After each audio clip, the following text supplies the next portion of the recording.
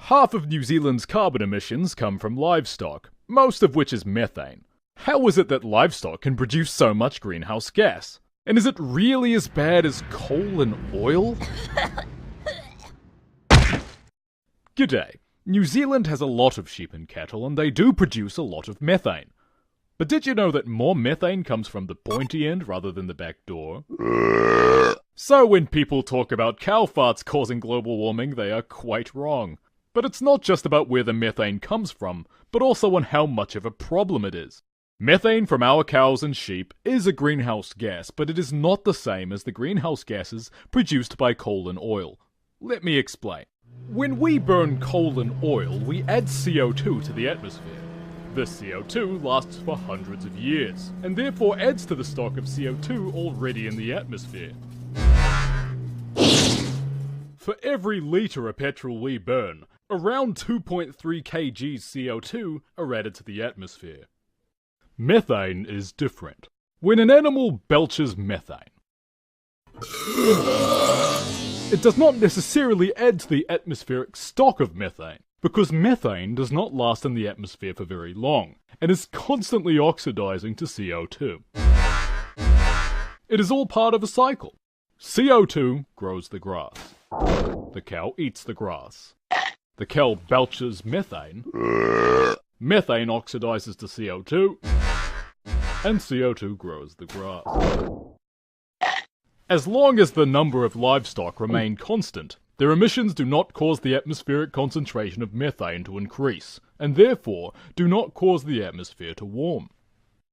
The CO2 the methane breaks down to is not responsible for global warming either, because it was sourced from the atmosphere, not under the ground. We do not count a lot of CO2 emissions as causing global warming for the same reason. When we breathe out, we emit CO2.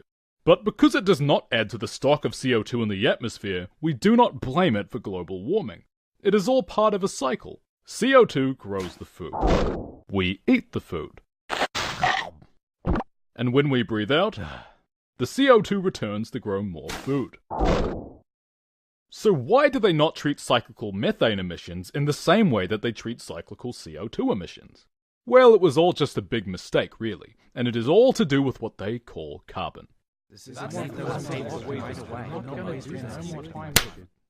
The politicians wanted to come up with a way to quantify all the different greenhouse gas emissions using one measure, so that they could create emission trading schemes and make international agreements such as the Kyoto Protocol and the Paris Climate Agreement. So the climate scientists came up with the idea to invent a unit called carbon, or carbon dioxide equivalent.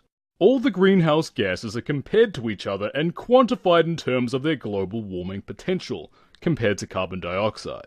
The three main greenhouse gases are CO2, methane, and nitrous oxide, which also comes from livestock, which, as you can see, does not have any carbon atoms in it at all, and demonstrates that the carbon climate scientists refer to has nothing to do with the real carbon atom that real scientists refer to. CO2 is equivalent to itself, so every ton of CO2 that is emitted is quantified as 1 ton of carbon. Methane has a global warming potential of 25, because it is 25 times more effective than CO2 at warming the planet. So every ton of methane emitted is 25 tons of carbon. New Zealand emits 80,000 tons of carbon each year, and 35% of them are from methane.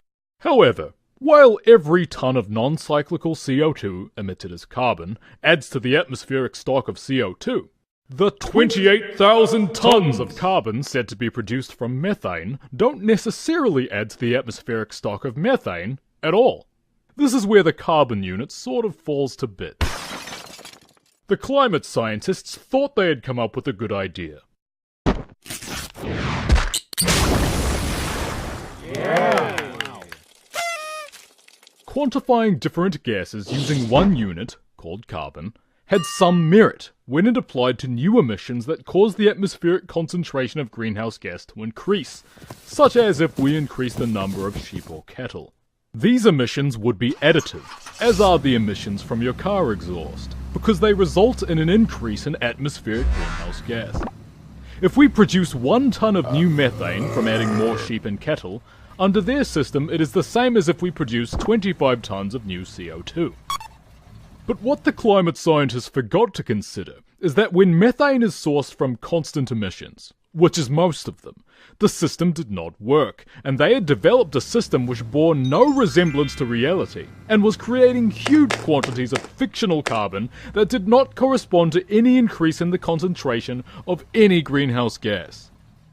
This is a fairly obvious mistake, and it is not clear why the climate scientists made it, focusing on half a form of carbon cycle, as they do, but then ignoring this part is not very scientific, and this causes big problems for all of us. Because the politicians only worry about carbon emissions, they think all carbon emissions are the same, and equally problematic, and so they focus on trying to reduce carbon emissions. But as you can see, if the carbon emissions they reduce are not causing any increase in greenhouse effect, they're actually not achieving anything. The politicians and the environmentalists can blame farmers for their carbon emissions as much as they like, and even make them pay unless they reduce them. But unless these emissions correspond to an increase in real greenhouse gas in the atmosphere, they are not doing any harm, and not only is blaming the farmers unfair, reducing these emissions is not going to stop global warming. So just because a climate scientist says that livestock make up half our carbon emissions, it does not mean they are a problem, because carbon is not real, and its invention was just a big mistake. One can only wonder what other mistakes the scientists have made, but what we do know is, when they say livestock produce half our greenhouse gas emissions and are a major cause of global warming, they are talking a load of... If you would like to know more, or want to help, please pass this video on, and you can visit our website at www.farmcarbon.co.nz.